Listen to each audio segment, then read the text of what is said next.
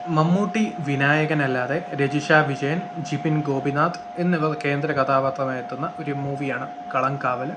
അതിനുകൂടെ തന്നെ ഗായത്രി അരുൺ ടെലിവിഷനിൽ കൂടി തന്നെ പോപ്പുലർ ആയിട്ടുള്ള ഒരു ആക്ട്രസ്സാണ്. പരസ്പരത്തിനകത്തൊക്കെയുള്ള ക്യാരക്ടർ എല്ലാവർക്കും അറിയാം. ആ ഒരു ആക്ട്രസും കൂടി ഈ ഒരു മൂവിയിൽ വർക്ക് ചെയ്തിട്ടുണ്ട്. സോ അതിൻ്റെ കൂടെ തന്നെ ഈ മൂവി ഡയറക്റ്റ് ചെയ്തിരിക്കുന്നത് ജിതിൻ കെ ജോസ് ആണ്. അതിൻ്റെ കൂടെ തന്നെ ഒരു സ്ക്രീൻ പ്ലേ ഇവർ ജിതിൻ കെ ജോസും അതുപോലെ തന്നെ ജിഷ്ണു ശ്രീകുമാറും കൂടിയാണ് ചെയ്തിരിക്കുന്നത്. ആ സിനിമയുടെ ട്രെയിലർ ഇന്ന് 6 മണിക്കാണ് റിലീസായത്. സോ ഈ ഒരു മൂവി പറയുന്നത് the venom beneath can be surprised for ever എന്ന് പറയുന്ന ആ ഒരു കോട്ടിൽ നിന്നാണ് ഈ ഒരു മൂവിയുടെ ട്രെയിലർ സ്റ്റാർട്ട് ചെയ്യുന്നത്.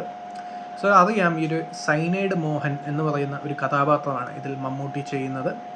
സോ ഈ ഒരു സൈനൈഡ് മോഹനെ കുറിച്ച് എത്ര പേർക്ക് അറിയാമെന്നറിയില്ല. സോ ഈ ഒരു ക്യാരക്ടർ ശരിക്കും 20ഓളം ആ ഒരു പെൺകുട്ടികളെ മർഡറിന് വേണ്ടി കൺവിക്റ്റ് ചെയ്യപ്പെട്ട ഒരു ക്യാരക്ടറാണ്. സോ ആ ഒരു 20ഓളം പെൺകുട്ടികളുടെ മർഡർ ചെയ്തൊരു സീരിയൽ കില്ലറായിരുന്നു സൈനൈഡ് മോഹൻ. ആ ഒരു സൈനൈഡ് മോഹൻ്റെ കഥയാണ് കളംകാവൽ എന്ന് പറയുന്ന ഈ ഒരു സിനിമ. വളരെ ഇൻറ്റൻസ് ആയിട്ടുള്ള ഒരു ഡ്രാമയാവാൻ, ഒരു ഇൻവെസ്റ്റിഗേഷൻ, ആ ഒരു ട്രെയിലർ സ്റ്റാർട്ട് ചെയ്യുമ്പോൾ തന്നെ നമുക്കറിയാം ഇതൊരു ഇൻവെസ്റ്റിഗേഷൻ്റെ സ്റ്റോറിയാണെന്ന്.